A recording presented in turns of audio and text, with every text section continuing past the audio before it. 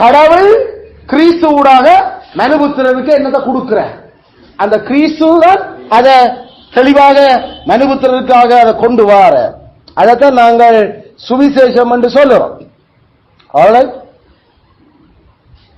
அதனால கிறிஸ்துவனுடைய தேவத்துவம் மனுஷத்துவம், கிறிஸ்துவனுடைய தேவத்துவம் மனுஷத்துவம், the deity and the humanity. கிறிஸ்துவனுடைய கருவுருவாகுதல் அவருடைய எபேசியர் 6:15 சமாதானத்தின் சுவிசேஷத்துக்குரிய ஆயத்தம் என்னும் பாதரட்சையை கால்களிலே தொடுத்தவர்களாயும் நில்லுங்கள் என்பதே கர்த்தருடைய வார்த்தை. கர்த்தரின் வேத வாக்கியத்தை நமக்கு ஆசீர்வதிப்பாராக. ஆமென், ஆமென். சோதரே, நாங்கள் இந்த மூன்றாவது போராயுதமாகிய ஆயத்தம் என்னும் பாதரட்சையை நாங்கள் பார்க்க ஆரம்பித்திருக்கிறோம். அதிலே நாங்கள் இந்த கிருபை என்ன என்று சொல்லி முதலாவதும், இரண்டாவது அந்த ஆயத்தம் என்னும் கிருபை அல்லது நின்று பிடித்தல் என்கிற கிருபை பாதரட்சைக்கு எந்த விதத்தில் பொருத்தமான உருவகமாக இருக்கிறது என்பதையும் நாங்கள் பார்த்திருக்கிறோம். இரண்டு விடயங்கள் நாங்கள் பார்த்திருக்கிறோம். இன்றைக்கு நாங்கள் மூன்றாவது விடயத்தை அதோடு நாங்கள் நேரத்துக்கு அமைய நாங்கள் பார்க்க இருக்கிறோம். நாங்கள் குறிப்பாக இன்றைக்கும் பார்க்க போற விடயம்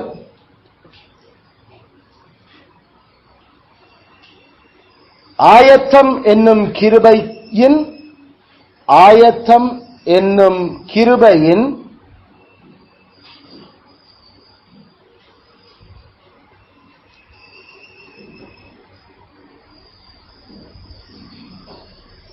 அடித்தளம்.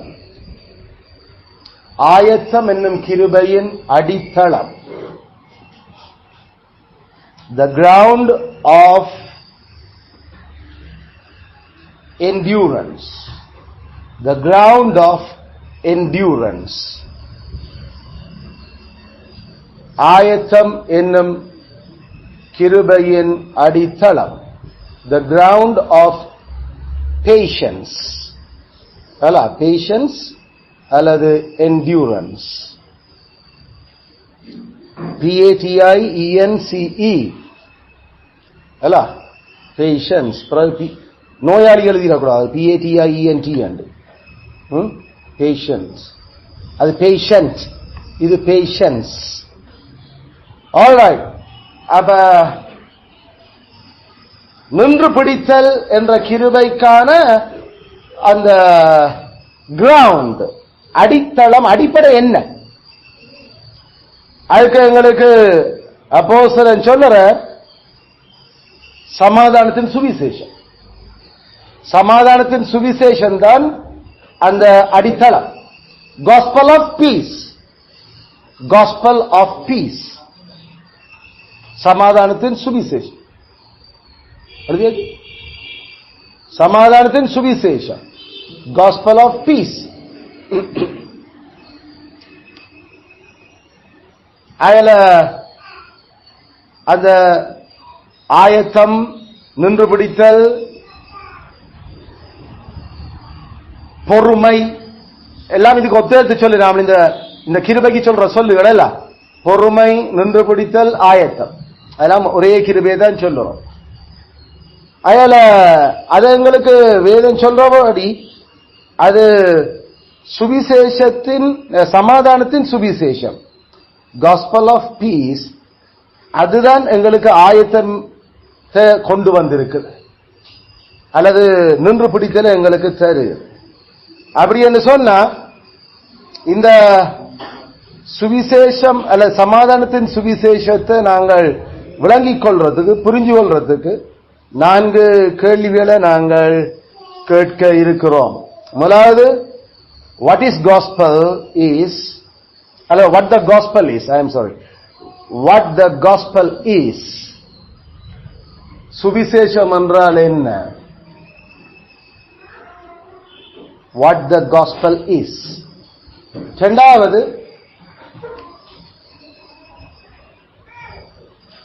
சமாதானம் என்பதனால் கருதப்படுவது யாது? சமாதானம் என்பதனால் கருதப்படுவது யாது? அல்ல, சமாதானம் என்றால் என்ன? சமாதானம் என்றால் என்ன? What peace is here meant?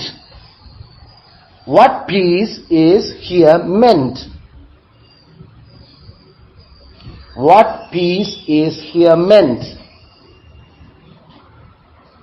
மூன்றாவது,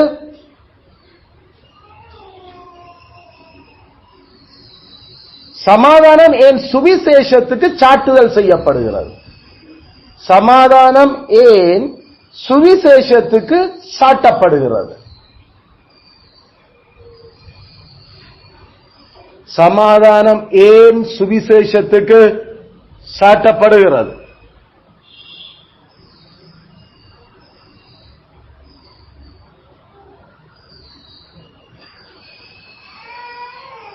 Why peace is attributed to the gospel?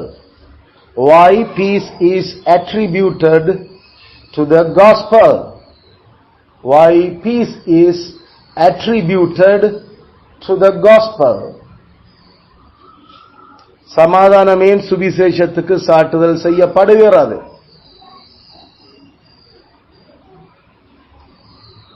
நான்காவது, சமாதானத்தின் சுவிசேஷம் எவ்வாறு ஆயத்தத்தை கொண்டு வருகிறது? சமாதானத்தின் சுவிசேஷம் எப்படி ஆயத்தத்தை கொண்டு வருகிறது?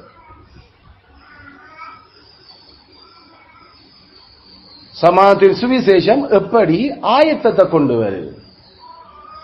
How the gospel of peace effects this preparation. How the gospel of peace effects this preparation. Preparation. How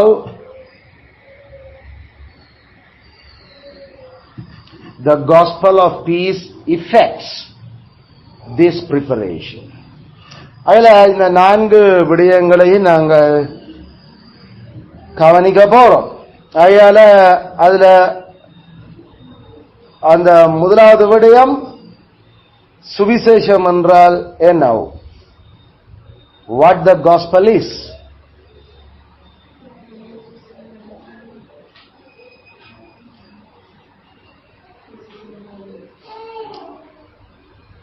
சுவிசேஷம் என்றால் என்ன என்றதுக்கு அந்த பொருளின் அர்த்தம் என்ன? பொருளின் அர்த்தம் குட் நியூஸ், நல்ல செய்தி.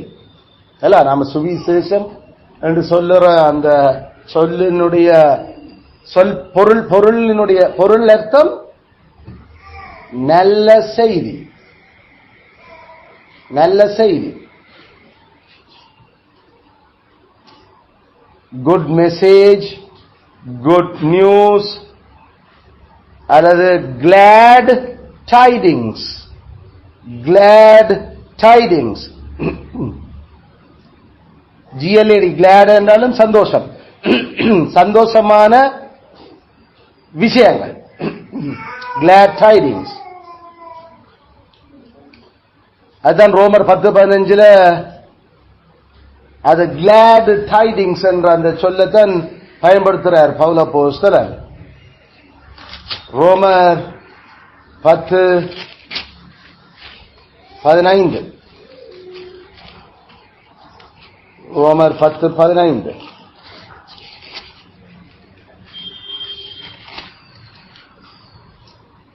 அனுப்பப்படாவிட்டால் எப்படி பிரசங்கிப்பார்கள்? சமாதானத்தை கூறி நற்காரியங்களை சுவிசேஷமாய் அறிவிக்கிறவர்களுடைய பாதங்கள் எவ்வளவு அழகானவைகள். glad tidings என்றது நற்காரியங்களை சுவிசேஷமாய் என்று தமிழ்ல டிரான்ஸ்லேட் பண்ணுறீங்க. alright, இங்கிலீஷில் bring glad tidings, நற்காரியங்களை கொண்டு வருகிறவர்களுடைய பாதங்கள் எவ்வளவு அழகாக இருக்கிறது. how beautiful are the feet of them which bring glad tidings. நல்ல விஷயங்களை கொண்டு வரையாக்களுடைய கால்கள், பாதங்கள் எவ்வளவு அழகா இருக்கு. அது நல்ல விடயங்கள், நல்ல விடயங்கள். glad tidings. அயல இது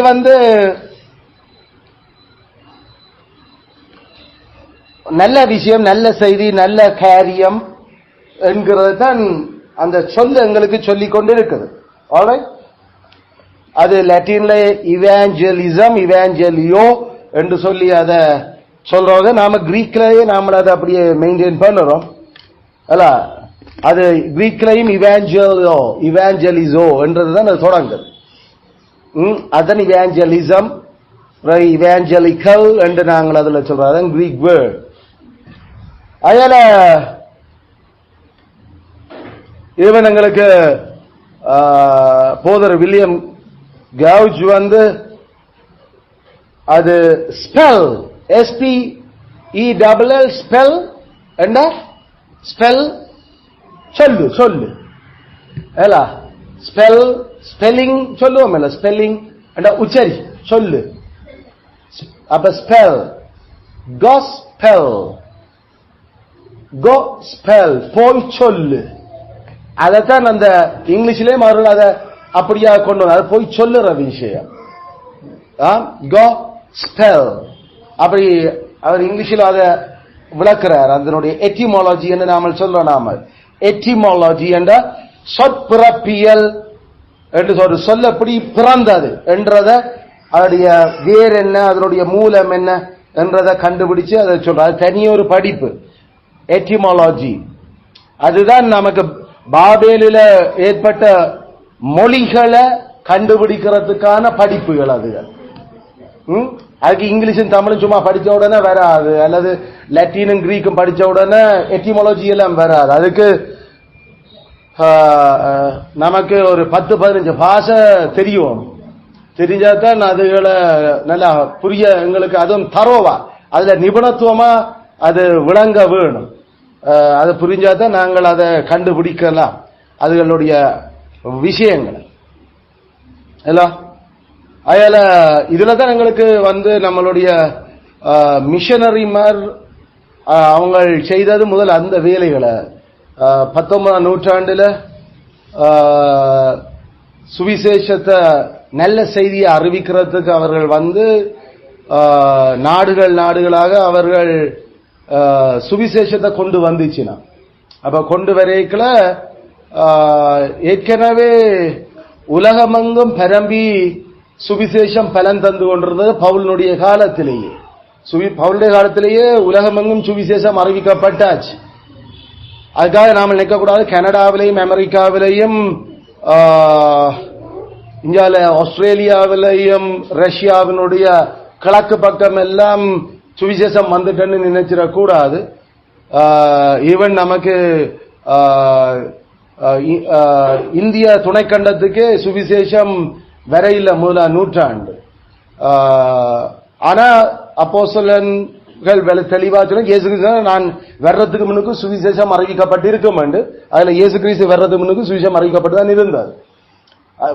ஆகல அப்போஸ்தலரும் அதை உறுதிப்படுத்துறேன். ஆகல அது அவர்களுடைய உலகம் என்ன என்றது ஹெரோடோட்டோஸ்க்கு உலகம் தான் அவர்களுடைய உலகம். ஹெரோடோட்டோஸுக்கும் எல்லாருக்கும் தெரிஞ்சது, நமக்கு ரொடினியாவா இருந்த அந்த ஒரே கண்டமா இருந்த உலகம், அந்த கண்டம் தான் இப்ப பிரிஞ்சு இப்ப வேற வேற கண்டங்களா வந்திருந்தது. அப்ப வட அமெரிக்கா தென் அமெரிக்கான்னு சொல்ற அந்த கண்டம் நல்லா கடலால பிரிஞ்சு அது தள்ளி போயிட்டுது. அங்கால அப்படியே கீழே ஆஸ்திரேலியா தனியொரு சின்னனா அது எங்கேயோ போய் கிடக்குது. அப்ப இப்ப இருக்கிற கண்டம் என்று பார்த்தா ஆப்பிரிக்காவும் மேல ஐரோப்பாவும் ஆசியாவும் தான் அந்த கண்டம். அப்ப அந்த மூன்றும் சேர்ந்ததுதான் உலகம். மூன்றும் சேர்ந்தான் உலகம். அயல அப்போஸ்தலன் பவுலனுடைய ஊழியத்துல அல்லது கிறிஸ்து கிபி 70 வர்றது முன்னுக்கு அந்த உலகத்துல எழுத வாசிக்க தெரிஞ்ச எல்லாருக்கும் சுவிசேஷம் போச்சு. சுவிசேஷம் அறிவிக்கப்பட்டுச்சு. பவுலப்போஸ்தலன் சொன்னான். ஆகல நான் இந்த வெள்ளன சொன்ன வசனம் ரோமர் 1:8, நீங்கள் அத கொலோசியர் 1:6 பாடமாக்குங்க. அதுல இன்னும் அந்த சரியான சொல் அப்படி நேரா வருது. ரோமர் 8:1 சரி, ஆனா அதை விட நெத்தி அடி என்று சொன்னா கொலோசியர் 1:6. அதை மாத்தி நீங்கள் பிறகு எழுதி கொள்ளுங்க.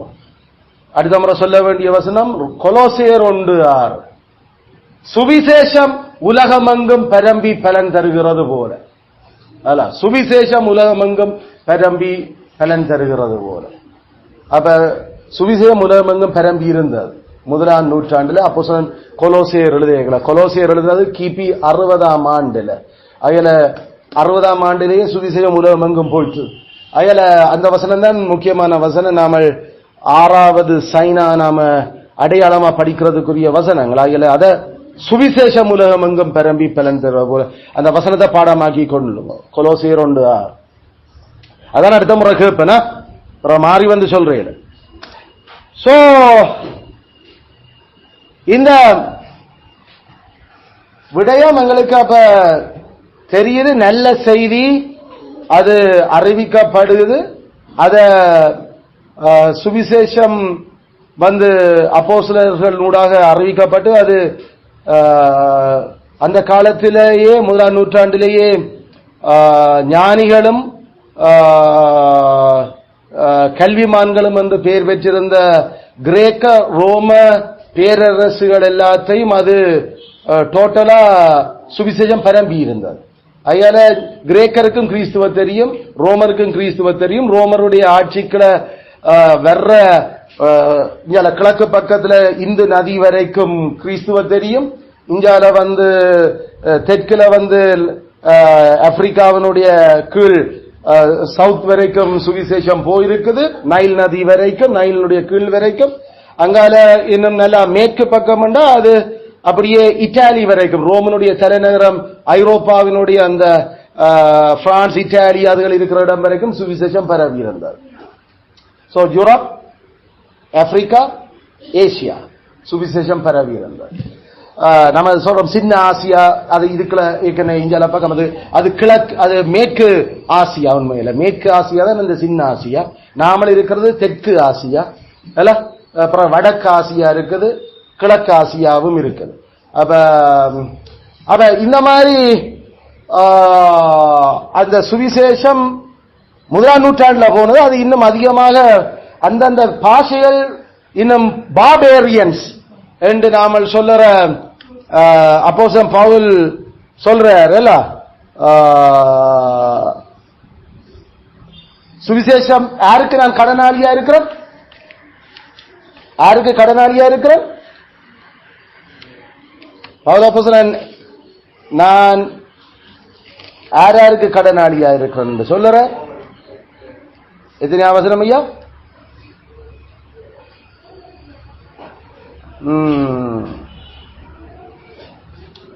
கடனாளி. வேர் இட் இஸ், நான் அதுதான் அந்த சொல்லு வருது. நான் யாருக்கு கடனாளி?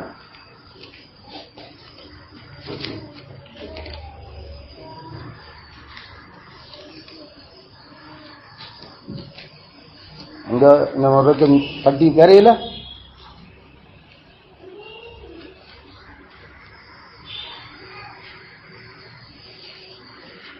வசனம்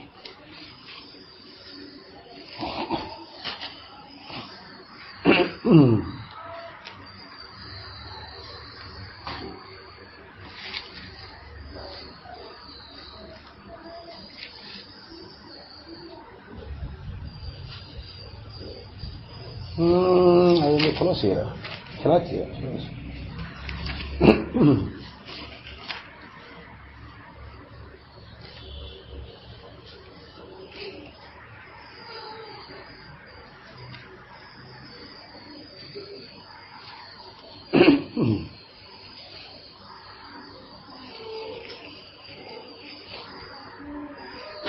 சரி, நாம அது எடுக்காட்டி அதை விடுங்க. அதுல வேற அந்த சொல்லுதான் முக்கியம். அதை தேடி எடுத்துக்கொள்ளுங்க.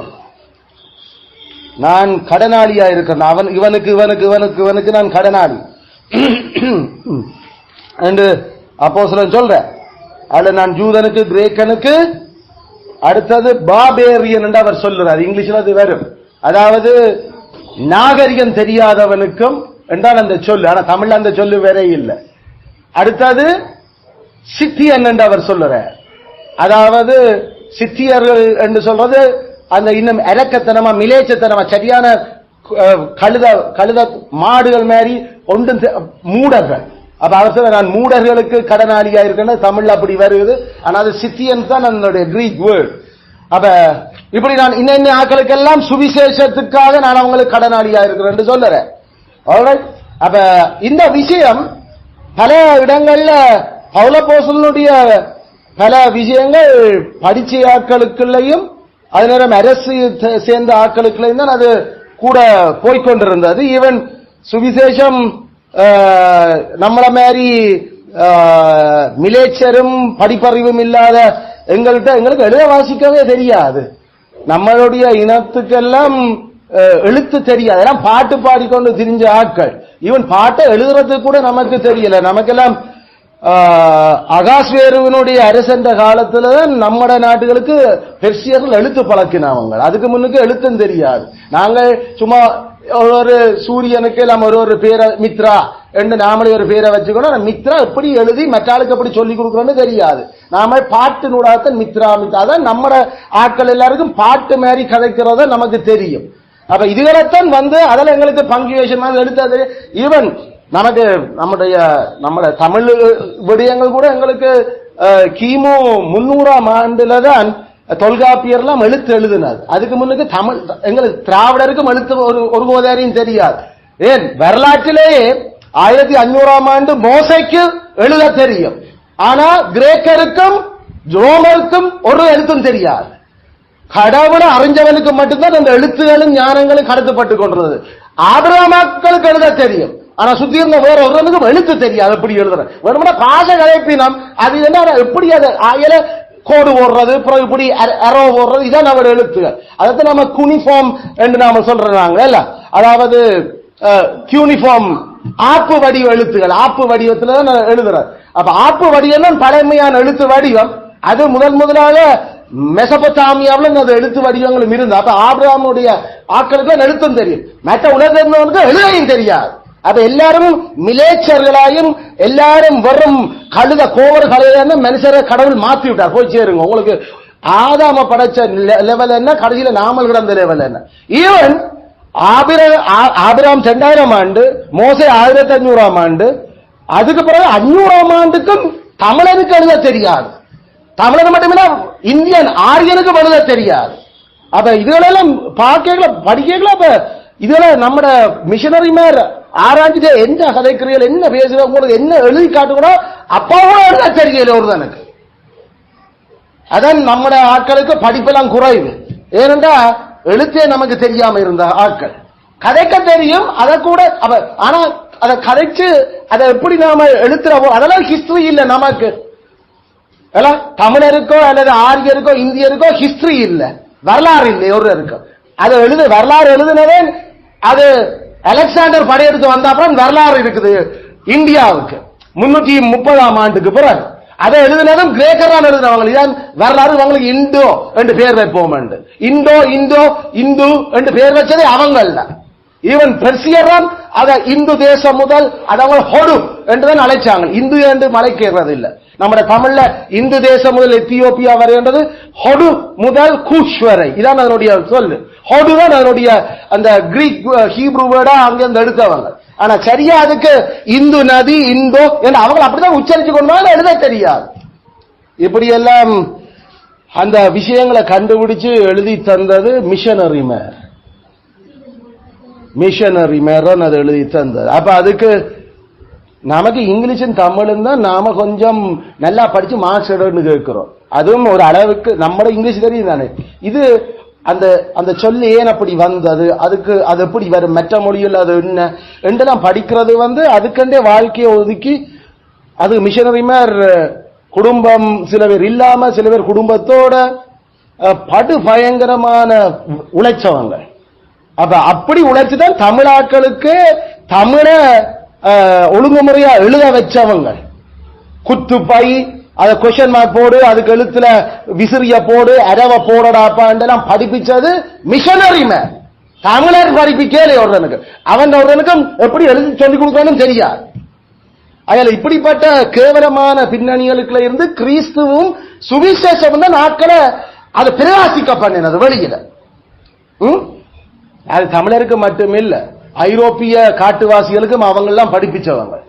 யூரோப்பிலையும் எல்லாம் காடுகள் எல்லாம் காட்டுவாசிகள் தான் வாழ்ந்தியாக இருக்கிற எல்லாம் ஜெர்மன் அல்லது நாம சொல்ற மாதிரி முந்தி கிரீக்ஸ், முந்தின கிரேக்கர், அவ கிமு 1000 அவரோட கொஞ்சம் ஈவன் ஹோமர் எழுதின ஒடிசி அல்ல, இலியட் ஒடிசி, அது கிமு 900 ஆண்டுல தான் அது எழுத இல்லை, அது பாட்டு. அவருக்கும் எழுத தெரியாது கூட.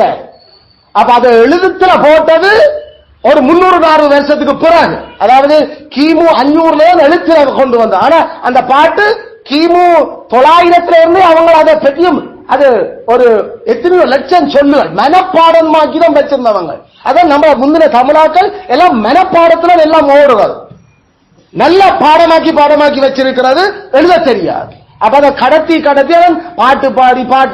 பாட்டு பாடாதான் கடத்துறது. அதுல இதுதான் கிரீக்லையும் செய்தது அப்படித்தான். கிரீக்ஸினுடைய ஞானம் அது 1ஆம் நூற்றாண்டுல தான் அது அது ஒரு 300 வருஷத்துக்கு முன்னுக்கு தான் அது தொடங்கினது.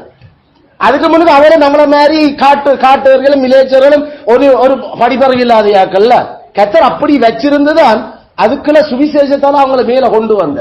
எங்க சுவிசேஷம் போச்சதோ அங்க படிப்பு கூடிச்சது, எங்க சுவிசேஷம் போச்சதோ அங்க மொழி, அங்க அது இன்னும் கடவுள மொழிகளை படைச்சது, அதனால அவர் அதை கொண்டு வந்தார். அவங்க மொழியை படிச்சது என்னத்துக்கு? Missionary man. கிறிஸ்துவ அவங்களுக்கு சொல்லிக் கொடுக்க, வேதத்தை வாசிக்க வைக்க, வேதத்தினுடைய ஞானங்களை கடத்த, மெய்யான நித்திய வாழ்க்கையை விளங்கி கொள்றதுதான் இந்த விஷயங்களை அவங்க செய்தது. அதுல அப்படிப்பட்ட அந்த மொழிவாண்மையும் வரலாறுகளையும் எழுதி அதனுடைய சொல்லுகள் இப்படி சொற்பிறப்பு இப்படி அப்படி இப்படி என்று ஈவன் தமிழருக்கு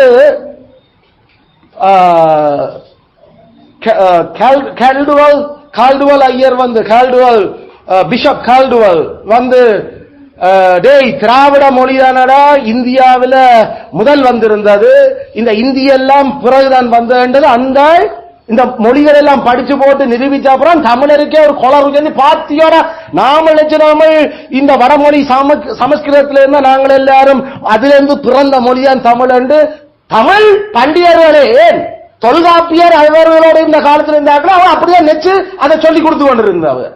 ஏனென்ற அகத்தியர் ஒரு ஆரியன், அகத்தியர் தமிழன் இல்ல, அகத்தியன் எல்லாம் வந்து வட இந்தியா வடக்கத்தியா. அப்ப அவங்க வந்து தமிழுக்கு இன்னும் மெருகூட்டி படிப்பிச்சபடியா இவங்க நினைச்சாங்க அவங்கெல்லாம் சொல்லி தந்ததாக்கும்.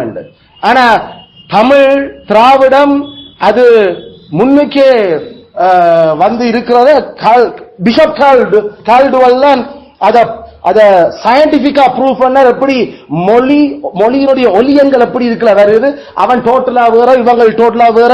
திராவிடம் அது வந்து மலையாளம், கன்னடம், தமிழ், தெலுங்கு, அதே மாதிரி வட இந்தியாவில் சில இடங்கள் அந்த மொழி இருக்குது, பாகிஸ்தான்ல இருக்குது, அங்கால மலேசியா, மேல சைனாவோட ஒரு பக்கத்துல இதே மொழி ஒலிகள் இருக்குது பேர் என்று சொல்லி அவங்கெல்லாம் எல்லா இந்த மொழியில ஒரு 7-8-10 மொழி அந்த மனுஷனுக்கு தலைவரணம். அப்படி படிச்சு வேதத்தை படிப்பிக்கிறதுக்கு அவங்க பைபிளை டிரான்ஸ்லேட் பண்ணினது. இப்படியெல்லாம் சொல்லி கொடுத்தது நமக்கு திராவிடம் என்ற சொல்லே தெரியும். திராவிடர் என்ற சொல்லு கால்டுவல், பிஷப் கால்டுவல் தான் ஃபர்ஸ்டா இன்ட்ரோடியூஸ் பண்ணினது தமிழருக்கே. தமிழனுக்கே தெரியாது தாங்கள் திராவிடர் என்று. அப்படி பாபேல்ல கடவுள் ஏற்படுத்தின மொழிகளினுடைய அறிவுகளை விளங்கி படிப்பிச்சையாக்கள் அந்த நல்ல செய்தியை கொண்டு வந்த பாதங்கள்லாம் அதை செய்தது நற்செய்தி. ரோமர் 1:14 அது பாப்போம் இருக்கா.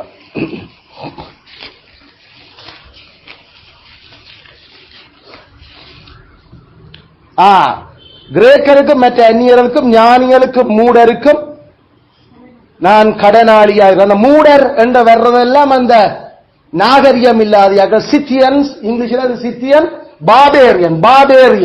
பாபேரியன்ஸ் என்று சொன்னா நாம சொல்ற காட்டுவாசிகள் என்று பாபேரியன்ஸ். அப்ப அவர் கிரேக்கர் மற்ற புறசாதிகள், ஞானிகள், மற்ற முட்டாள் கடனாளி. இன்னும் ஒரு இடத்துல அந்த சொல்லு இதே மாதிரி அவர் கதைக்கிறாரா, அது இன்னும் தெளிவா வருது. அந்த அது சித்தியர் என்ற அந்த சொல்லோ வருகிறேன்னு நினைக்கிறேன் நேரடியா பைபிள். அதுதான் பாருங்க. இதுவும் சரி, இந்த பாயிண்டும் இந்த வசனமும் அதுக்கான சப்போர்ட். தேங்க்யூ. சோ ஏன் நாங்கள் இதுல சொல்றேன்னா, சுவிசேஷத்தை அறிவிக்கிறவர்களுடைய பாதங்கள் எவ்வளவு அழகா இருக்கிறது. நல்ல விஷயங்களை கொண்டு வர்றவர்களுடைய பாதங்கள், நல்ல விடயங்கள். அப்ப அதுக்கு பேர் காஸ்பல். அப்ப நாம வரவிலக்கணமா காஸ்பல் என்றா அப்ப என்ன சிம்பிளா சொல்றேன்டா, தேவகுமாரனாகிய கிறிஸ்து மனுபுத்திரருக்காக கொடுக்கப்பட்டிருக்கிறார். இவ்வளவுதான் சுவிசேஷம். நல்ல செய்தி என்ன? தேவகுமாரனாகிய கிறிஸ்து மனுபுத்திரருக்கு கொடுக்கப்பட்டிருக்கிறார்.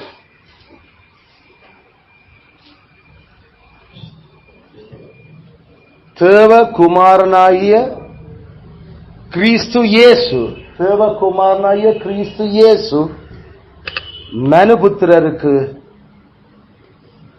கொடுக்கப்பட்டிருக்கிறார். அதுதான் நல்ல செய்தி.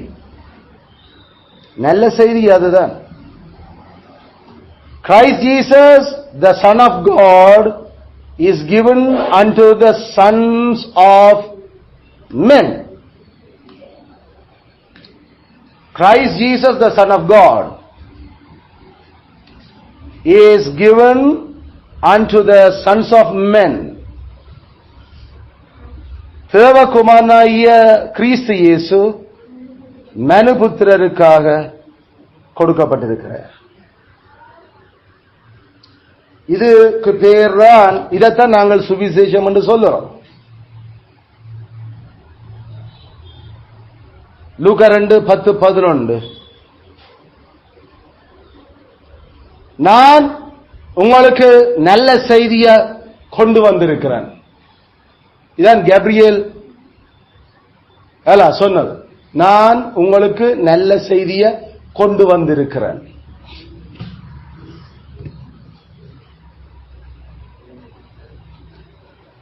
அந்த நல்ல செய்தி என்ன?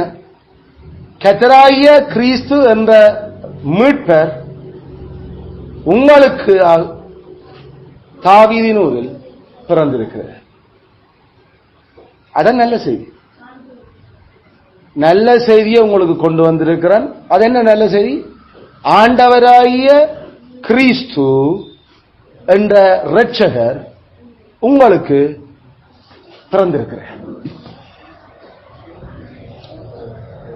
அதாவது தேவகுமாரனாகிய கிறிஸ்து இயேசு மனுஷகுமாரருக்காக கொடுக்கப்பட்டிருக்கிறார். இதுக்கு பேரான் சுவிசேஷம்.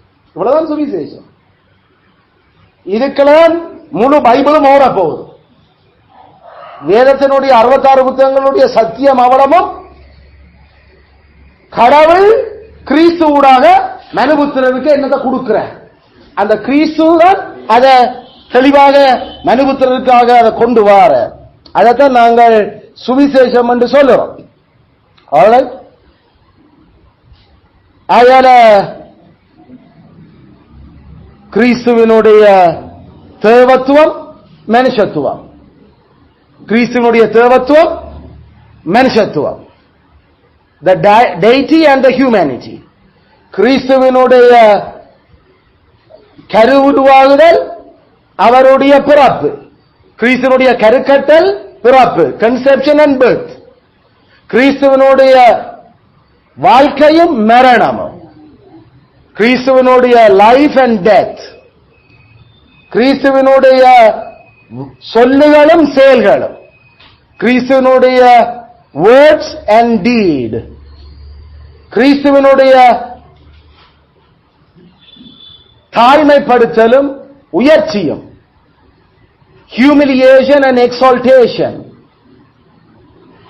humiliation and exaltation, தாழ்மையும் உயர்ச்சியும்,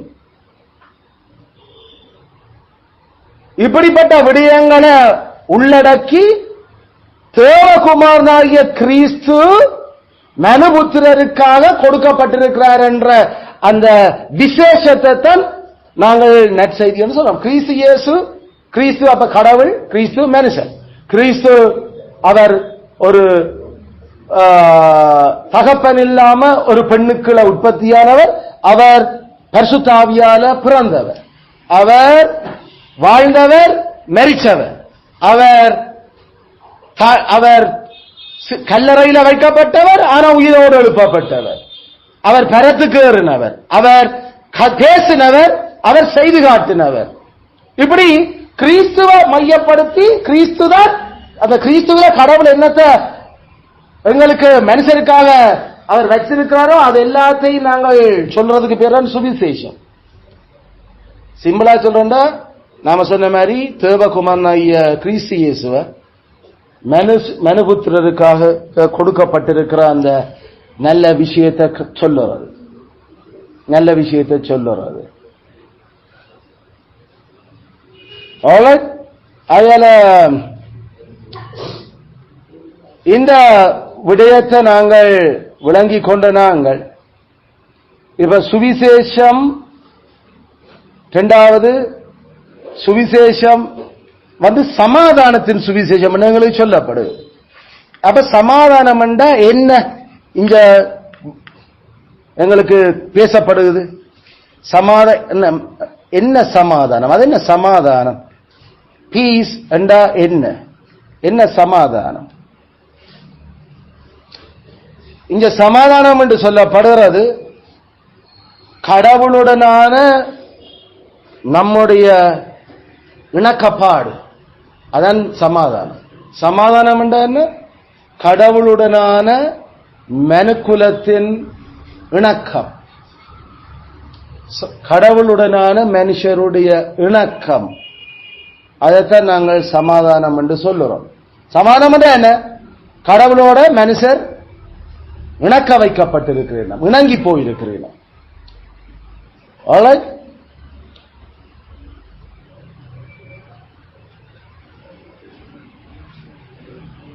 Our reconciliation with God.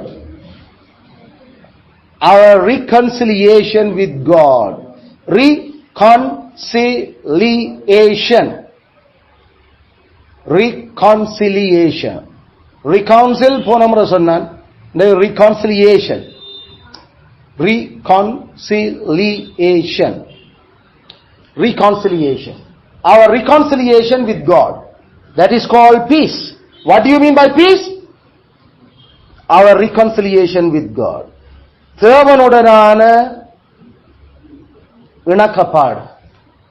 அது தமிழ் பைபிள்ல ஒப்புரவாக்கப்படுதல், ஒப்புரவு என்றது சொல்லப்படும். ஒப்புரவாக்கப்படுதல், இணக்குதல், இணக்கப்பாடு. ஏன் கடவுளோட இணக்கப்பாடு தேவை? ஏன் கடவுளோட இணக்கப்பாடுது அப்படின்னா, கடவுளோடு இருக்கிற இணக்கம் அங்க இணக்கம் இல்லாத ஒரு நிலைமை அப்ப இருந்திருக்கு. கடவுளோட இணக்கம் இல்லாம இருந்திருக்கு மனுஷனுக்கு. இதென்ன அதென்ன அப்படி? அதுக்குதான் நமக்கு தெரியும் ஆதிகாமத்திலிருந்து அப்ப தொடங்குறோம். ஆண்டவர் மனுஷனை தன்னோட இணக்கமானவனாயும் தன்னோட சுமூகமான உறவில் இருக்கிறவனாயும் தான் ஆதாம படைச்சவர். அதுதான் எங்களுக்கு தொடக்கமே. அதனால ஆண்டவரோட மனுஷனுக்கு இனிமையான சுமூகமான சந்தோஷமான உறவு இருந்தார். ஏன்? கடவுளுடைய சாயல்ல மனுஷனும் படைக்கப்பட்டிருந்தார். அதுல கடவுளோட மனுஷனுக்கு தொடர்பு ஏற்படுத்த முடியும், மனுஷனுக்கு கடவுள் மனுஷனோட தொடர்பு ஏற்படுத்த முடியும். அதுல இது டூ வே கம்யூனிகேஷன், ஒரு இன்டரப்ஷனும் இல்லாம தடங்களும் இல்லாம வலு இணக்கமா வாழ்க்கையை ஓடிக்கொண்டிருந்தது. கடவுள் தன்னை விருப்பம் என்ன, நீ என்ன செய்யணும் என்று நான் எதிர்பார்க்கிறேன் என்றெல்லாம் அவர் எந்த ஒரு மனதுக்குள்ள ஒரு இவன் என்ன செய்ய போறானோ தெரியாத என்று நினைச்சு கொண்டுதான் சொல்லல. அவர் ஆதாமோட சரியான கூலா அவர் பேசினார். ஆதாமும் ஆண்டவரோட கேட்டு அதை கூலா தான் அவனும் செய்து கொண்டிருந்தார். கடவுளுக்கு பிரியமான இருக்கிறது என்ற எப்படி எனக்கு என்ன பிடிக்கும் என்ற ஆண்டவர் ஆதாமுக்கு சொல்லிக் கொடுத்தார். அதுல ஆதாம் அதுக்கேற்ற மாதிரி வாழ்ந்தார். அயல கடவுளால ஏற்றுக்கொள்ளப்படத்தக்க விதத்துல இணக்கமாக வாழ்ந்தார். அதுக்கு பிறகு சமாதானமான வாழ்க்கை. இணக்கமாக வாழுதல். இணக்கம் இல்லாட்டி சமாதானம் இல்லை. சமாதானம் என்றாலே இணக்கம் தான். நாங்கள் இணக்கமா வாழுறோம் என்றால் பேர் சமாதானமா வாழுறோம். இணக்கம் இல்லாம வாழ்றதுக்கு பேர் சமாதானமான வாழ்க்கை அல்ல, அது பகை. அதுக்கு பேர் பகை. இணக்கம் இல்லாட்டி பகை. அதுல இப்படிப்பட்ட ஒரு நிலைமையில தான் அங்க ஆதாம் சமாதானத்தை முறிச்சு கொண்டார். மனுஷன் சமாதானத்தை முறிச்சார். Adam broke the peace. ஆண்டவரோட இருந்த அந்த ஒப்புரவ இணக்கத்தை ஆதாம் தான் உடைச்சா. ஆதாம் தான் பிரச்சனை, பிழை. கடவுள் ஒரு பிழை இல்லை, ஆதாம்ல பிழை. அதுல மனுக்குலத்து மீது ஆண்டவருடைய கோபம், ஆண்டவருக்கு வெறுப்பும், ஆண்டவருக்கு சரியான நியாயமான தண்டனை கொடுக்கணும் என்ற அந்த நீதியும் வெளிப்பட தொடங்கிச்சு. அப்படி என்ன ஆண்டவர் மனுஷர்ல கோபிக்க தொடங்கிட்டார். அவருக்கு சாகோனுமாக்கள் என்ற முடிவுக்கு அவர் வந்தார். அதை செய்ததாரு? ஆதாம். மனுஷன் தான் பொறுப்பு, மனுஷன் தான் அதை செய்தார்.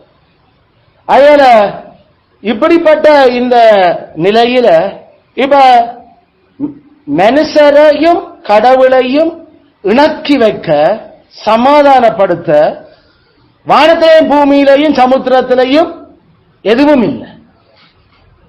படைக்கப்பட்ட படைப்புகள் எதுவும் கடவுளுக்கும் கடவுளுடைய சாயல்ல மனுஷனை தவிர வேறு எதுவும் இல்லை. அப்ப கடவுள் தந்த சாயல்ல படைச்ச மனுஷனோ தன்னோட இணக்கணும் என்றா அந்த சாயல்ல இருக்கிற ஒரு ஆள் தான் மத்தியஸ்தராக இருக்கலாம்.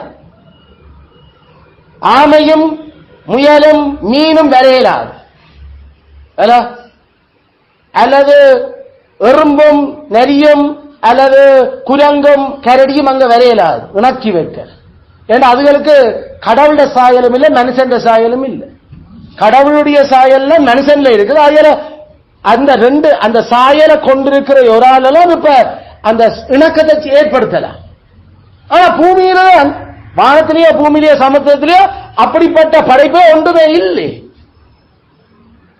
ஆகையாலதான் கிறிஸ்துவாக கடவுள் தானே ஏற்கனவே படைச்ச அந்த மனுஷன்ல படைச்ச தந்த சாயலை தான் எடுத்துக்கொண்டு அவர் மனுஷனான. அதுல கிறிஸ்து மனுஷ சாயலான. ஆனா அவர்தான் இயேசு, அவர்தான் யெகோவா. அப்ப கடவுள் கடைசியில தான் மனுஷ சாயலாக எடுத்து மனுஷனையும் தெய்வத்தையும் இணக்கப்பாட செய்யறதுக்காக அவர் இறங்கி வந்தார். இந்த இணக்கப்பாட்டில் கடவுளினுடைய அந்த திருப்தி செய்யப்பட வேண்டிய நீதி அது திருப்தி செய்யப்பட்டிச்சது. கடவுளுடைய திருப்தி செய்யப்பட வேண்டிய அந்த உடைக்கப்பட்ட பரிசுத்தம் கிறிஸ்துவால திருப்தி செய்யப்பட்டிச்சது. அவர் பரிசுத்தத்தை பெர்ஃபெக்ட்டா அவர் கடவுளுக்கு அதை செய்து காட்டினார் மனுஷனா. ஆதாமுட்டு எதிர்பார்த்த அந்த அதே கூலான மனசார நேர்மையோட கடவுளுக்கு பிரியமானதை செய்கிற அந்த மனநிலையை கிறிஸ்து தானே செய்து முடிச்சார் மனுஷனா. ஆயாலதான் தேவகுமாரனாகிய கிறிஸ்து இயேசு மனுஷருக்கு கொடுக்கப்பட்டதைத்தான் சுவிசேஷம் என்கிறோம். இப்ப அந்த சுவிசேஷம் கிறிஸ்துவால எப்படி எங்களுக்கு சமாதானத்தை கொண்டு வந்துச்சு என்றதான் நாம அந்த நல்ல செய்தி என்ன. பகையான ரெண்டு பாட்டி இப்ப உண்டாக்கப்பட்டுட்டீங்க. அவன் அந்த நல்ல செய்தி, அந்த நல்ல செய்தி என்னத்தை பிறப்பிச்சிருக்குது? கடவுளும் மனுஷனும் பகைஞரா இருந்தவர்கள் இப்ப கிறிஸ்துவால அவர்கள் இணக்கப்படுத்தப்பட்டிருக்கிறேன். கிறிஸ்துவால இணக்கப்படுத்தப்பட்டிருக்கிறேன். அதனால கடவுள் சமாதானத்தின் கடவுள் என்று அழைக்கப்படுகிறார். கிறிஸ்து சமாதானத்தின் கிறிஸ்து என்று அழைக்கப்படுகிறார். ரோமர் 16 சமாதானத்தின் தேவன் தாமே. ரோமர் 16:20 God of peace. கிறிஸ்து சமாதானம். கிறிஸ்துவன் சமாதான காரணர். சமாதான காரணர். எபேசியர் 2:14 கிறிஸ்துவன் சமாதான காரணர். உண்மையில அந்த காரணர் அந்த கிரீக்லயும் இல்ல இங்கிலீஷ்லயும் இல்ல. அதுல he is the peace. அவரே சமாதானம். அப்படிதான் இருக்குது பைபிள்ல. அப்ப சமாதானமாகி அவர் சமாதானமாகினார். கிறிஸ்துவன் சமாதானமான அவரே சமாதானம். சமாதானம் கிறிஸ்து தான். அவரை நம்ம காலமையும் பார்த்த மாதிரி சமாதான பிரபு. ஏசாயா 9:6 the prince of peace. prince of peace சமாதானத்தின் அரசன் அவர்.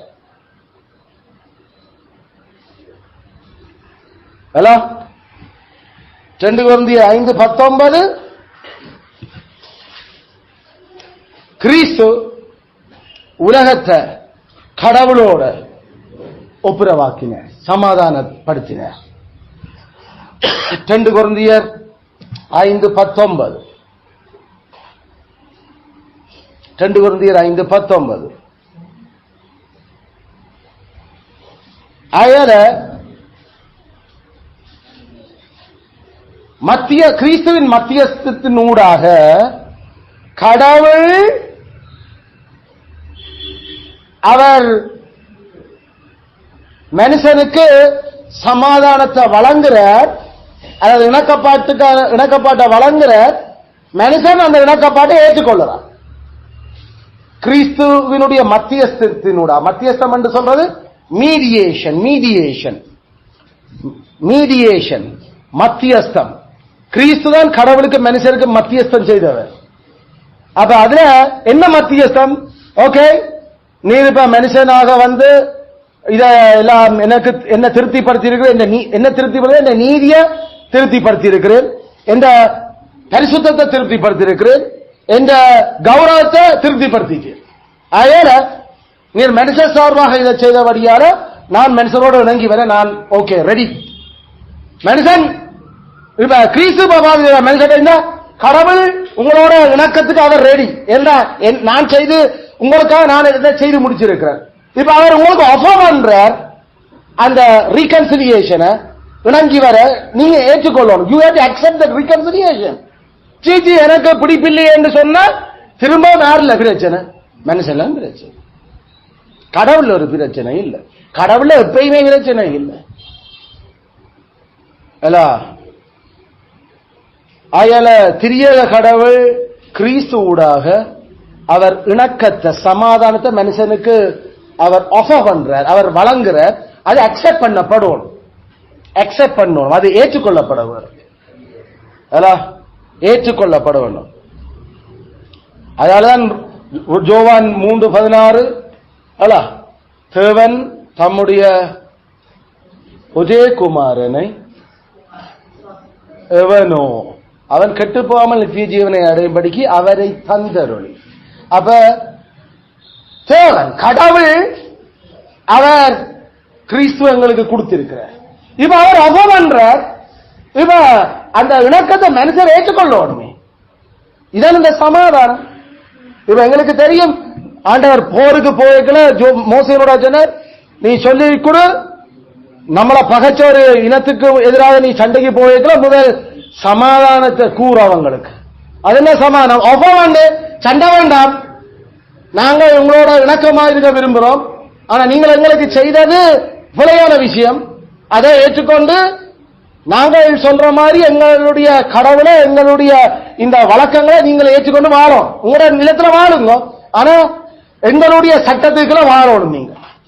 ஏன்னா அந்த சட்டம் நித்தியமான சட்டம், அது மாறாத பிரமாணம். மேதிய பெர்சியருடைய பிரமாணமே மாறாதது என்று சொன்னா மேதிய பெர்சிய இனத்தையே அந்த கரடி குட்டியே எழுப்பின கடவுளை போலவே மாறாத பிரமாணத்தை கொண்டிருப்பார். கரடி தான் எழும்பினது கவ்விக்கொண்டு 3 விழா எலும்ப. எல்லாம் ஒரு பக்கம் சரிஞ்சு நின்ற ஒத்த காலில யாரு கண்டது இந்த தரிசனம்? தானியல் கண்டது. டேனியல். அதுதான் பெர்சிய மேதிய பெர்சியர் நாம் சொல்றோம். ஒரு கரடி குட்டி உண்டு, அது கரடி குட்டி பெரும் கரடி, அது எழும்பி நிற்கிறது ஒற்ற கால அப்படி சரிஞ்சு கொண்டு, ஒரு பக்கம் சரிஞ்சு. இரண்டா மேதிய பெர்சிய அரசுல மேதிய முதல் எழும்பினாலும் பெர்சியா தான் அடுத்த பக்கம். அப்ப அது ஒரு பக்கம் சாஞ்சுதான் அடுத்த அதனுடைய விஷயம். அது கவ்விக்கொண்டு 3 விழா எலும்ப, 3 விழா எலும்ப கவ்விக்கொண்டு நின்றுச்சு. 3 ராஜ்யங்களை அது பிடிச்சிருந்தார். எகிப்து, பாபிலோன், மேதியா. மேதியாவே அது கவிச்சு கடைசியில். அதாவது மேதிய அரசனுடைய தரியுவனுடைய மகளை பிறகு வந்த செக்சஸ், யாரு செக்சஸ்? செக்சஸ் கோரேஸ், கோரேஸ் அல்ல, சைரஸ், சைரஸ். சைரஸ் திருமணம் செய்திருந்தார். திருமணம் செய்துட்டு பாபிலோன் பக்கம் சாஞ்சு போட்டு மாமனா சொல்ற, டே சாயாத அவங்க பிரச்சனைடான்னு சொல்லி பாபிலோன் சேர்ந்து இவனை அடிச்சு போட்டான் கடைசியில மாமனாரை. அப்படித்தான் அவன் கவ்வினர். அப்ப இதெல்லாம் ஹிஸ்டரி, இதெல்லாம் ஏற்கனவே எழுதி தந்திருக்கிறான். நீங்கள் தான் வாசிக்க டைம் எடுக்கணும். ஒரு மிஞ்சி மிஞ்சி போனா ஒரு 90 பேஜ், ஒரு மாசம், ஒரு நாளைக்கு ஒரு 2 பேஜ் வாசிச்சா கூட ஈஸியா கொண்டு போற விஷயங்கள். அதனால அப்படிப்பட்ட அந்த கரடி தான் எழுப்பி நின்று இப்படி எல்லாம் செய்தத ஆண்டவர் அங்க வெளிப்படுத்தி இருந்தவர். இப்ப அவங்களோட பிரமாணமே மாற்ற முடியாது என்று சொன்ன பிரமாணம், அது அவர்களை எழுப்பின கிறிஸ்துவனுடைய பிரமாணம் என்னென்று மாற்றப்படையில மாத்தையில. அந்த நித்திய பிரமாணம் அது அறிவிக்கப்பட்டுச்சது மனுஷனுக்கு. கிறிஸ்துவன் சொன்னார், நான் சமாதானத்தை உங்களுக்கு தாரன், அந்த சமாதானத்தை நீங்கள் கடவுள் உங்களுக்கு தர சொல்லியிருக்கிறார், அதை தாரன், நீங்கள் ஏற்றுக்கொள்ள வேண்டும். அதனால இந்த விஷயத்தை தான், இந்த விஷயத்தினூடாக எங்களுக்கு ஏற்றுக்கொண்ட ஆக்களுக்கு என்ன நடக்குது? அவர்களுக்கு அது மீறப்பட முடியாத பூரணமான கடவுளுக்கும் மனுஷனுக்கும் இடையிலான இணக்கம் ஏற்படுத்தப்பட்டிருக்கு. Perfect inviolable peace between God and man. Perfect peace. கடவுளோட இனி எந்த ஒரு பகையும் இல்லை அந்த ஆக்களுக்கு, கடவுளுக்கும் பகை இல்லை. ஏன்னா யார் மத்தியஸ்தர்? கிறிஸ்து. அந்த சமாதானம் எதாலையும் கெடுக்கப்படாது, எதாலையும் அது முழு நிறைவான காப்புறுதி இன்சூர் பண்ணப்பட்டிருக்குது. யாரால? கிறிஸ்துவால. கிறிஸ்துவ அந்த ஃபுல் இன்சூரன்ஸ் அதுக்கு. அதுல யாரு கடவுளோட ஒப்புரவாகி இருக்கிறீனமோ அவர்களுடைய அந்த ஒப்புரவு ஒரு காலம் உடைக்கப்பட இயலாது. அப்படிப்பட்ட அந்த சமாதானத்தை தான் சுவிசேஷம் கொண்டு வந்திருக்கு. அதில் அப்படி ஒப்புரவாக்கப்பட்டிருக்கிற ஆட்களுடைய வாழ்க்கையில என்ன கனிகள் எப்படி அது கொடுக்கப்பட்டிருக்கும்? அது ரெமிஷன் ஆஃப் சின்ஸ், பாவ மன்னிப்பு, அது நல் மனசாட்சியினுடைய அந்த அமைதி, அது இருதயத்தின் சந்தோஷம், அது கடவுளுக்கு விருப்பமானதை செய்யறதுக்கான விருப்பமும் இயலுமையும்.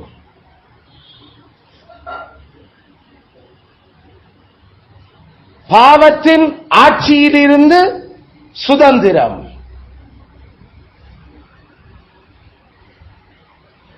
பிசாசினுடைய சக்தியிலிருந்து விடுதலை, துன்பங்களினுடைய தீங்குகளிலிருந்து விடுதலை, மரணத்தினுடைய கொடுக்கிலிருந்து விடுதலை,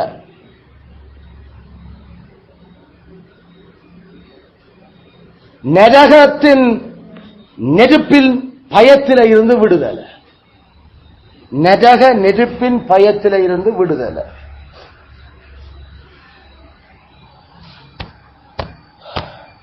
இந்த விஷயங்கள் எல்லாம் அந்த சமாதானம் எங்களுக்கு கொண்டு வந்திருக்கிற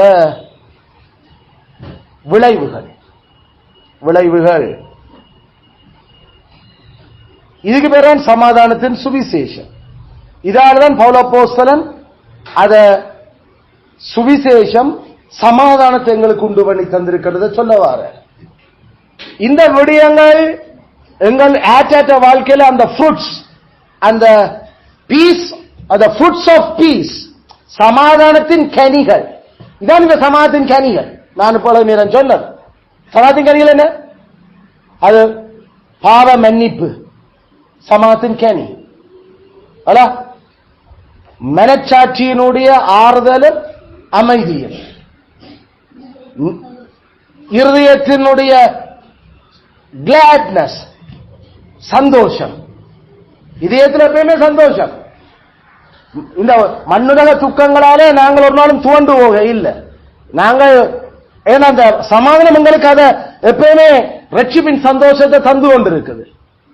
அதனால எவர் செத்தான நான் செத்தாலும் கூட எங்களுக்கு கவலை இல்லை. ஏன்? எங்களுடைய இருதயம் எப்பயுமே கடவுளோட நாங்கள் சமாதானமாக இருக்கிறோம் என்றது எங்களுக்கு நித்தியமா போதுமான. ஏன்னா எங்களை படைச்சவரோட நாங்கள் ஒப்புரவாக்கி இருக்கிறோம். அதனால இந்த மண்ணுலகத்தில் செத்தாலும் நித்தியமா நாங்கள் சாக மாட்டோம். அவரை அடுத்த நிமிஷம் முகமுகமா நாங்கள் மகிமையில அவரை பார்ப்போம். அதால நாங்கள் உலகத்தில் வர்ற எந்த பாடுகள், எப்படிப்பட்ட சிலுவைகளும் எங்களுக்கு தீங்கு, அதில் கொண்டு வரக்கூடிய தீங்குகள் எங்க ஒன்றும் செய்யறாது என்பது நமக்கு விளங்கி இருக்குது. அல்ல, அது கொண்டு வரக்கூடிய தீங்கள் அது அது உலகத்தேற்ற பார்வையில் அது பெரிய தீங்காயும் அல்லது பல சரியான ஏற்றுக்கொள்ள முடியாத விஷயங்களாயும் இருக்கும். எங்களுக்கு அது பிரச்சனை இல்லை. ஏன்னா கிறிஸ்துவ இப்படிப்பட்ட சிலுவைகளால போய் தான் அவர் உயர்த்தப்பட்டார். அதனால நாங்களும் அவரோட கூட பாடுபடுறதுக்கும் சிலுவைகளை இந்த தீங்களை அனுபவிக்கிறதுக்கும் கொடுத்து வச்சிருக்கிறோம் என்ற சந்தோஷத்துல நாங்கள் போய்கொண்டிருக்கிறோம். அந்த அதனால எங்களுக்கு நரகத்தினுடைய நெருப்புக்கு பயம் இல்லை, எங்களுக்கு பேய்க்கு பயம் இல்லை, எங்களுக்கு பாவத்துக்கும் பயம் இல்லை. ஏண்டா நாங்கள் அதுகளோட ஆட்சியில இல்லை.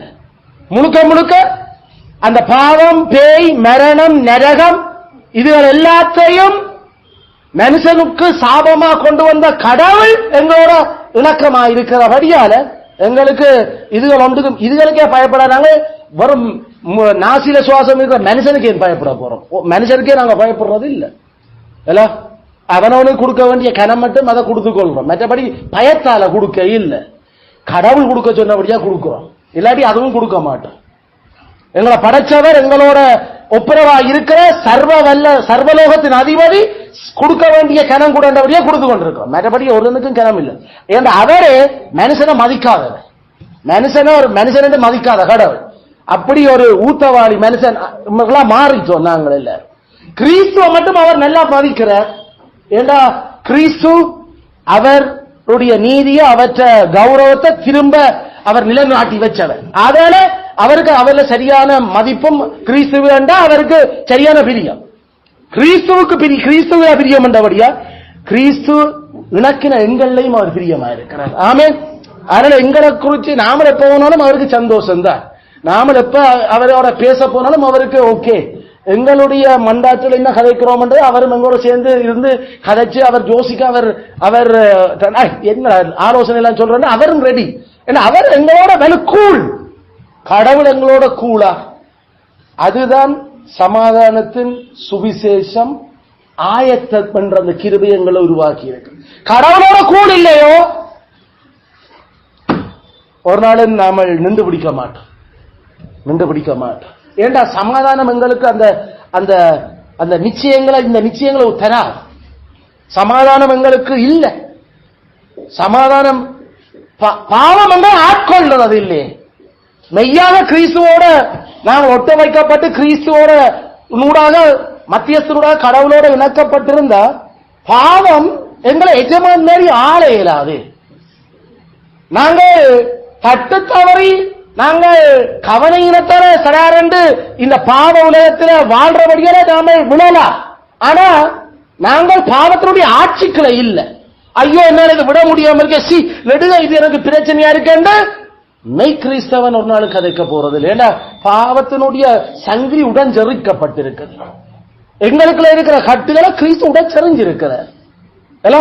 கிறிஸ்துவனுடைய அந்த பிறப்பு, கிறிஸ்து ஏன் கொடுக்கப்பட்டிருக்கிறார், கிறிஸ்து என்ன செய்திருக்கிறார் என்றதை விளங்கி இருந்தா நாங்கள் எங்களை நாங்களே கண்ணத்தில் அடிச்சுக்கொள்வோம். சில பேர் நாமல் அறியாம அல்லது விசத்தனமா நாமல் பாவம் செய்யக்கூட செக் என்று சொல்லி இது என்ன இது பாப்பம் ஒருகை என்று நாமல் தேவையான கருவிகள் உதவிகள் எல்லாத்தையும் நாமல் எடுப்போம். இந்த பாவம் இனிமேல் எங்கள வரக்கூடாது.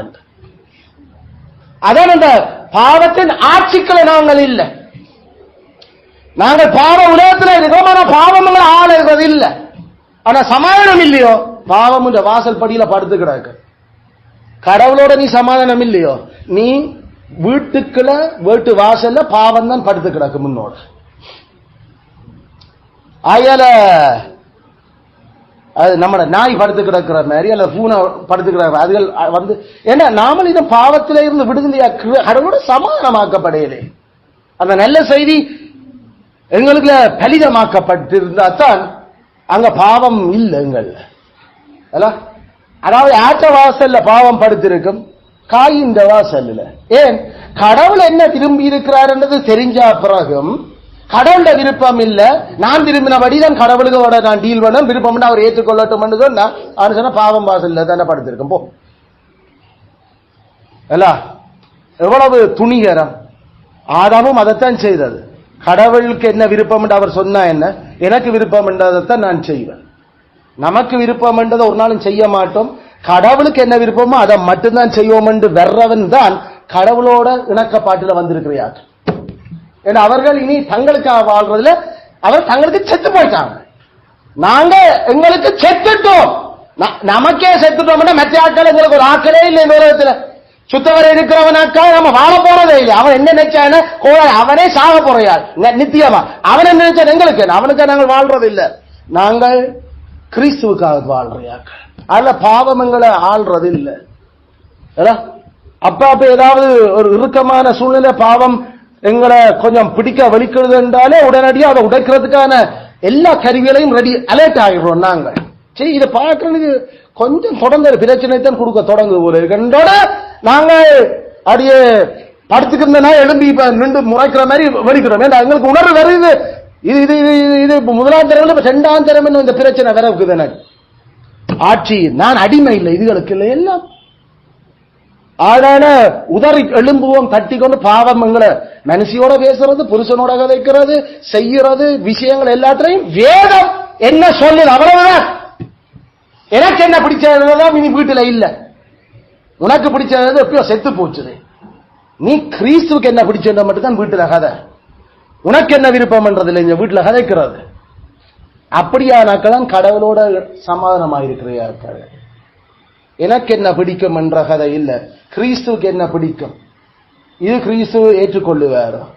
கிறிஸ்துவுக்கு இது சந்தோஷம் பிரியமாயிருக்குமோ, அவரை துக்கப்படுத்துதா இது அவன் ஜோசிவம். வேற அம்மா துக்கப்படுவாவா, ஆட்சி துக்கப்படுவாவா, அப்பர் துக்கப்படுவார கதைக்கல. கிறிஸ்து துக்கப்படுவாரா இது?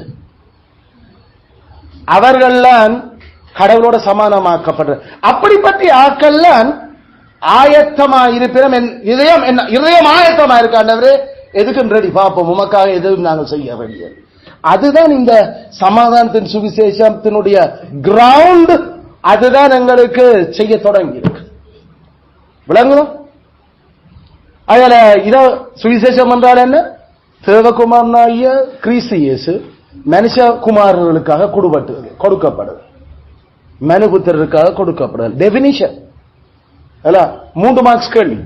ஆனா இதுதான் வாழ்க்கையினுடைய முழு மார்க்ஸுக்குமான கேள்வி. 100 மார்க்ஸ் மதான். சமாதானம் என்றா என்ன? கிறிஸ்துவனுடைய மத்தியஸ்தினூடாக கடவுளோட இணக்கப்பட்டிருத்த, அதுக்கு பேர் சமாதானம். சமாதானம் என்றா இணக்கம், reconciliation, our reconciliation with God, reconciliation. re என்றாலே திரும்ப. அப்ப முதல் இணக்கத்தில் இருந்த நாங்கள் உடைஞ்சு போச்சுது. இப்ப மீள் இணக்கம் நடந்து கொண்டிருக்கு. அவர் ரீகன்சிலியேஷன் வித் காட், எங்களுடைய மீள் இணக்கம் கிறிஸ்துவனுடைய மத்தியஸ்தனோடாக. அதுக்கு பேர் சமாதானம். சமாதானம் இங்க கடவுள் விட்டு கொடுக்கவே இல்லை. இந்த விட்டு கொடுப்ப ஒரு விஷயம் இல்ல. சமாதானம் பண்ணா விட்டு கொடுப்பு இல்ல. சமாதானம் பண்ணா விட்டு கொடுக்கிறது இல்ல அர்த்தம். சமாதானம் பண்றா கடவுளுடைய நீதிக்கும் பரிசுத்தத்துக்கும் ஒத்து வாரம். அதுக்கு பேர் சமாதானம். விட்டு கொடுக்கிறது பேர் சமாதானம் இல்ல. அது பொன்னியன் தானே. கடவுள் ஒரு நாளும் பொன்னியன் இல்ல விட்டு கொடுக்க தண்ட மரியாதைய மானத்தை. அவர் வேணுமெண்டா உன்னை சாக்கொண்டு விட்டு போவார் தவிர அவர் ஒரு நாளும் இறங்கி உனக்காக விட்டு கொடுக்க மாட்டார். விளங்குதோ? அயல மனுஷியோட கணவனோட இணக்கம்ண்டா அதனுடைய அர்த்தம் கடவுளுடைய நீதிக்கு ஒத்து வர்றது. அதுக்கு பேர் சமாதானம். எனக்கு மனுஷிக்க முறையில சமாதானம் இருக்கண்டா அர்த்தம் விட்டு கொடுத்துட்டோம் இல்ல. கடவுளுடைய நீதிக்கும் பரிசுத்தத்துக்கும் ஒத்து வர ரெண்டு பேரும் வாழுறோம். அதுக்கு பிறகு சமாதானம். அப்படி இல்லாட்டி சமாதானம் இருக்காது வீட்டுல. சமாதானம் விட்டு கொடுக்கிறது இல்ல. சமாதானம் கடவுளுடைய நீதிக்கும் பரிசுத்தத்துக்கும் ஒத்துவார்.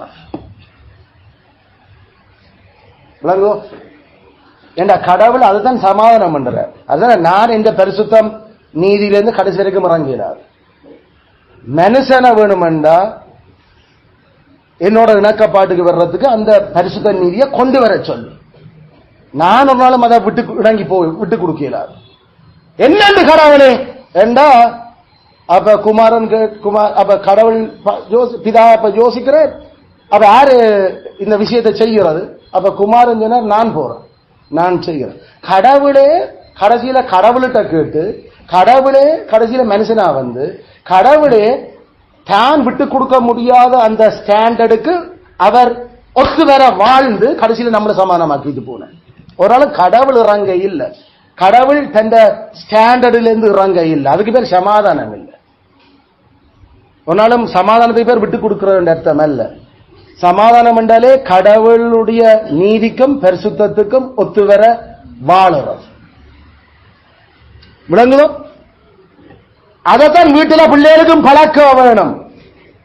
அங்க பிள்ளைகளுக்கும் பெற்றாருக்கும் இடையில ஏதாவது முருகலோ அங்க யாரு கடவுளுடைய நீதிக்கு முரணா இருக்கிறோம் என்றுதான் கேட்க வேணும். அந்த ஆக்கள் கடவுளுடைய நீதிக்கு சரியா இருக்கிற ஆக்களுக்கு ஒத்துவாங்க. கடவுளுடைய நீதிக்கு சரியா இருக்கணும் இறங்க இயலாது. அது அது இன்னும் குளறுபடி வீட்டுல. ஏன்னா கடவுளுக்கு அது பிடிக்காது. அது அங்க கடவுளுடைய நீதிக்கு முரணான ஒரு அது மனிதாபிமான செயல்பாடுகள், அது பாவகரமான அந்த இணக்கப்பாடுகள். அதன் இணக்கம் வர்றது இல்லை, விட்டு கொடுக்கிற ஏறாது இதுகள் எல்லாம். அதுல சமாதானம் என்றால் கடவுளோட இணங்கி போறது, கடவுளோட இணங்கி போறது. சுவிசேஷம் என்றது தேவகுமாரனாகிய கிறிஸ்து இயேசு மனுஷகுமாரருக்காக கொடுக்கப்பட்ட மனுபுத்திரருக்காக கொடுக்கப்படுகிறது. அதான் சுவிசேஷம். இந்த ரெண்டும் சேர்ந்துதான் ஆயத்தம் அல்லது நிலைச்சு நிற்றல் என்கிற கிருபைய எங்களுக்குள்ள கொண்டு வந்திருக்கு. கத்தராமே தொடர்ந்தும் இந்த சத்தியங்களூடாக நாங்கள் இன்னும் தெளிவும் திட்டமுமாக இந்த போராயத்தை விளங்கிக் கொள்ள கிறிஸ்து எங்களுக்கு உதவி செய்வாராக. ஆமென், ஆமென்.